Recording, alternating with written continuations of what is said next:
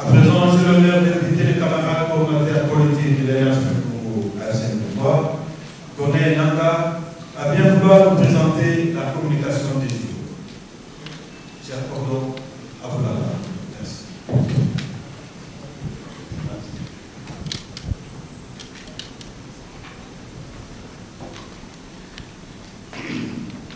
Mesdames et messieurs de la presse, chers compatriotes, nous vous saluons avec respect. En ces jours où le devoir patriotique nous oblige de défendre la vérité et pour porter la voix d'un peuple meurtri. Le 19 juillet 2025 à Doha, l'espoir a jailli. Sous la médiation fraternelle et respectée de l'État du Qatar, une déclaration de principe avait été signée entre le gouvernement de la République démocratique du Congo et l'Alliance Fleuve Congo, AFC. Il incarne, ou cet accord n'était nullement une simple formalité diplomatique. Il incarne plutôt la promesse d'un Congo réconcilié, d'un cessez-le-feu permanent respecté, d'une libération des prisonniers injustement arrêtés et d'un chemin clair vers une paix durable. Avec de profonds regrets, nous sommes obligés d'informer le peuple congolais et toute la communauté internationale de la violation généralisée du cessez-le-feu sur toutes les lignes de front par le régime tyrannique de Kinshasa, jetant ainsi définitivement battu le point 2 de la déclaration des principes signée à Doha le 19 février 2025.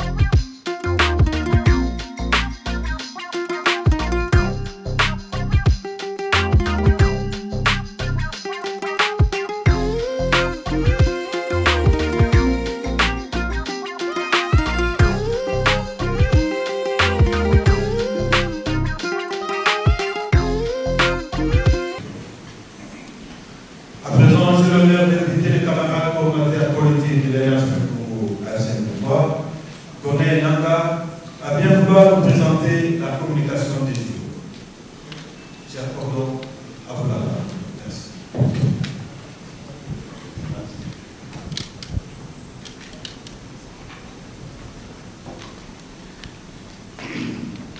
Mesdames et messieurs de la presse, chers compatriotes, nous vous saluons avec respect. En ces jours où le devoir patriotique nous oblige de défendre la vérité et pour porter la voix d'un peuple meurtri. Le 19 juillet 2025 à Doha, l'espoir a jailli. Sous la médiation fraternelle et respectée de l'État du Qatar, une déclaration de principe avait été signée entre le gouvernement de la République démocratique du Congo et l'Alliance Fleuve Congo, AFC. Il incarne, ou cet accord n'était nullement une simple formalité diplomatique. Il incarne plutôt la promesse d'un Congo réconcilié, d'un cessez-le-feu permanent respecté, d'une libération des prisonniers injustement arrêtés et d'un chemin clair vers une paix durable. Avec de profonds regrets, nous sommes obligés d'informer le peuple congolais et toute la communauté internationale de la violation généralisée du cessez-le-feu sur toutes les lignes de front par le régime tyrannique de Kinshasa, jetant ainsi définitivement en pâture le point 2 de la déclaration des principes signée à Doha le 19 février 2025. 1. De la violation du cessez-le-feu permanent, un crime contre la paix. Alors que le monde entier attendait de Kinshasa le respect du cessez-le-feu, ce régime a choisi la voie inverse. Les armes ont parlé là où Doha avait ordonné le silence. Les bombardements, les offensives, les attaques généralisées se sont multipliées sur tous les fronts. Depuis le 16 juillet 2025, les forces coalisées du régime tyrannique de Kinshasa, FARDC, FNDP, FDLR, Wazalendo et Imbonerakure, dirigés par M. Félix Tshisekedi, s'emploient à fouler au pied tous les efforts fournis par la communauté internationale et les États-Unis d'Amérique en envie de parvenir à une résolution pacifique et durable du conflit en cours en République démocratique. Les victimes ne sont pas les combattants, ce sont les femmes, les enfants et les vieillards, contraints à l'exode, terrorisés et sacrifiés au mépris d'un accord qui devait les protéger. Voilà la gravité.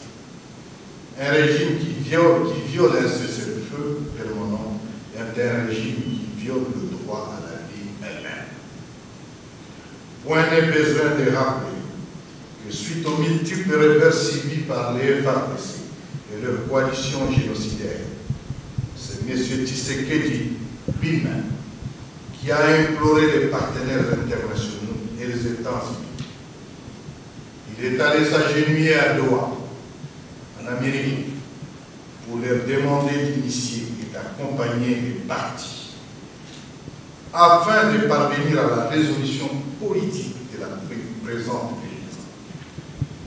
Il vous souviendra de ces va-et-vient à Washington et à Doha après avoir intentionnellement boycotté tous les efforts de paix fournis par les dirigeants régionaux, Nairobi, Kampala, Luanda et Addis Abeba. 2. Du refus de libérer les prisonniers, une double trahison. La déclaration de Doha est claire. Libérer les prisonniers soupçonnés de collaborer avec l'AFC cet acte n'est pas un cadeau à l'Alliance Fleuve Congo ou au peuple congolais. Il représente plutôt un devoir de justice, une réparation sociale et morale. Plutôt que d'honorer cet engagement, Tshisekedi persiste dans l'iniquité. Des centaines de nos compatriotes croupissent injustement dans les géodes